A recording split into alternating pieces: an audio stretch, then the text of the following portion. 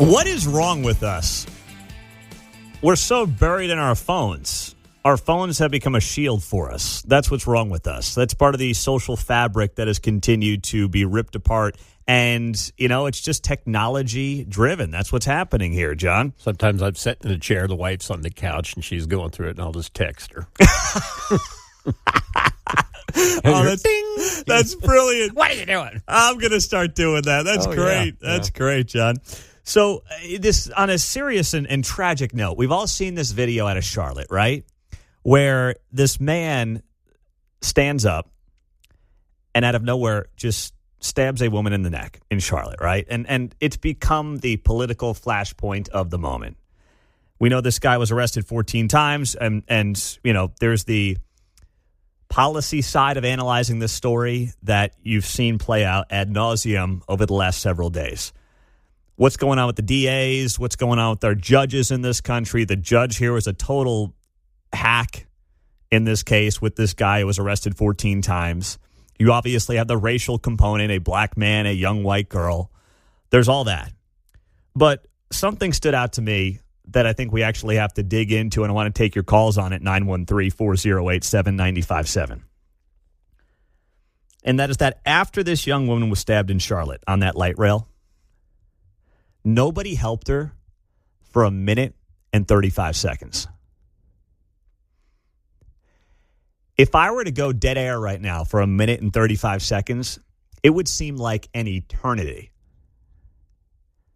And if you've seen the footage, what happens? This guy stands up, he stabs this woman in the neck, and there's probably 4 or 5 people standing around or sitting there on the bus. And they're just kind of like looking around. And then most of them go back to their phones. And then after a minute and a half, finally somebody starts helping this woman who ended up dying from her wounds. And they had to know something was wrong because there's blood dripping everywhere on the aisle. There's blood dripping all over the floor. And we're all guilty of this. Like, I was flying last week, right? I went to New York for that conference, and then I came back on Friday. And I'm as guilty of this as anybody. I mean, what am I doing when I'm sitting there waiting to board a plane? I'm on my phone. I'm reading news. I'm scrolling social media. What am I doing when I get on the plane? Until the plane takes off, right? I'm reading news. I'm doing things on my phone. I'm checking emails from work. I'm responding to emails. And it was actually when I was going to New York last week, the lady next to me starts talking to me before we get set to take off. And I totally admit, this was wrong of me. But my initial reaction was, why are you talking to me? Like, I didn't say that, but that was my thought in my head. And she was very polite. She was super pleasant. I was reading, actually, a college football preview magazine. I was just like, I'm going to read that. I was dying to catch up on it. And it's kind of hard to do when you got the 3 little kids running around at home and then prep for the show. So I was like, all right, I got a little time here. I wasn't doing my show the next day. I'll read this college football magazine. And she's like, oh, you like college football? And we had a great conversation. Great. She was probably, in her 60s. Great conversation. Super pleasant. And then she got a nice stiff drink once the plane took off. I was like, this is my kind of woman right here. She was outstanding. I have a double. Yeah, exactly. She was all into it. But we don't do that anymore. We are all, our phone has become our shield from not just the outside world, but literally things happening right in front of us. It gives us an excuse to not do anything. And then what do people do with their phones?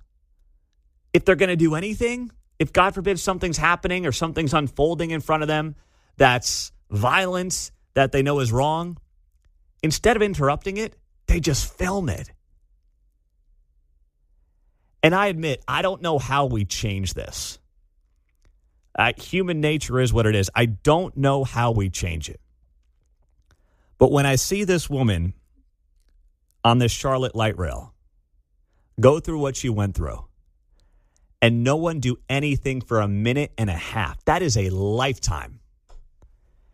And that was as painful to watch as anything other than the horrific act itself, John. Maybe you're a former Marine on public transit, say, in New York City.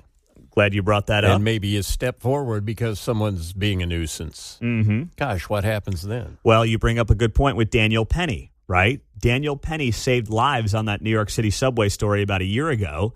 And what happened to him? They actually ended up going after him. So I do get it as well. We've created a world where, God forbid, you do something, you try to get involved.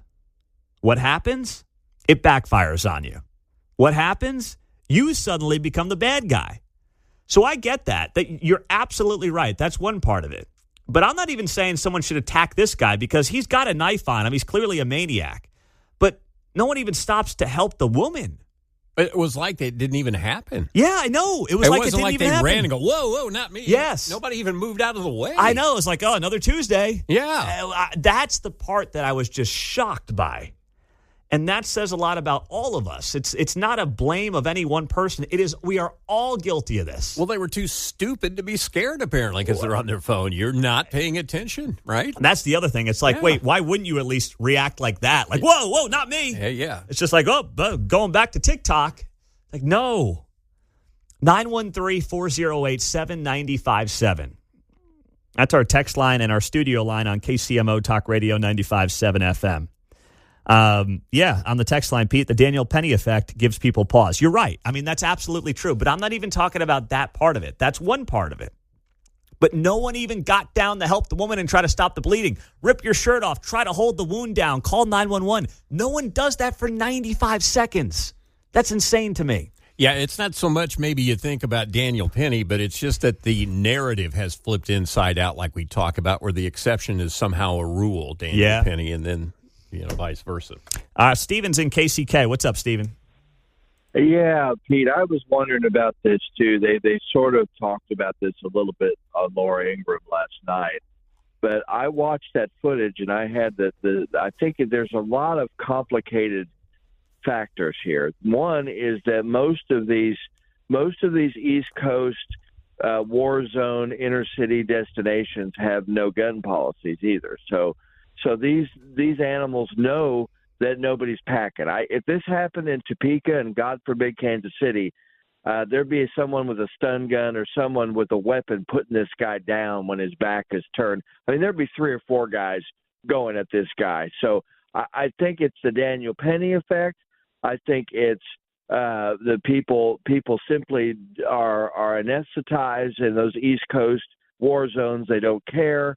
I think it's a lot. It's a lot of different. It's the cell phones, but it's a thing of I simply can't believe the cowards on that train.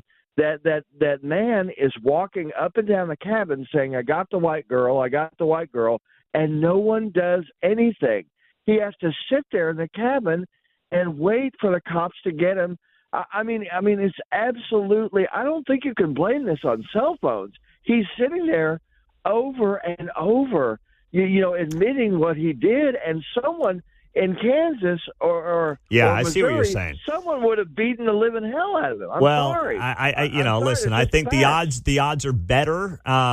Charlotte's not your typical far left East Coast city. That's the other thing that I think needs to be brought up here. But I get your general point.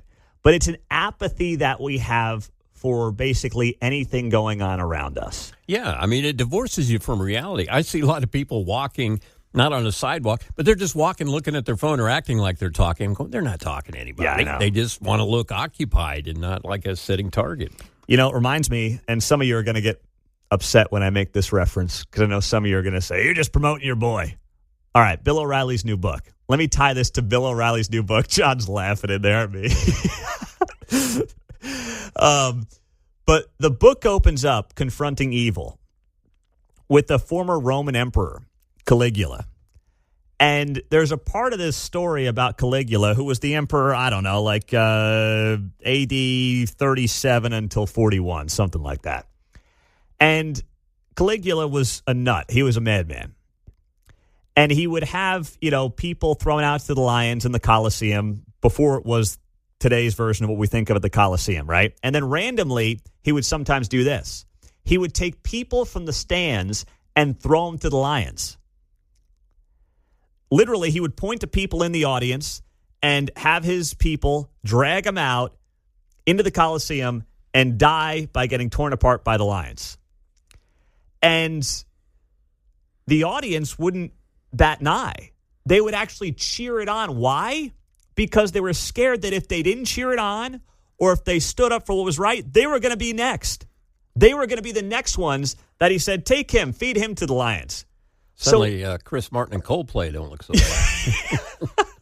That's true. Right? But yeah, to your point, the peer pressure of like, hey, yeah, him. Take Exactly. him. Woo. And then you had this mob mentality take over. And that's what we're seeing now play out in major American cities to some degree.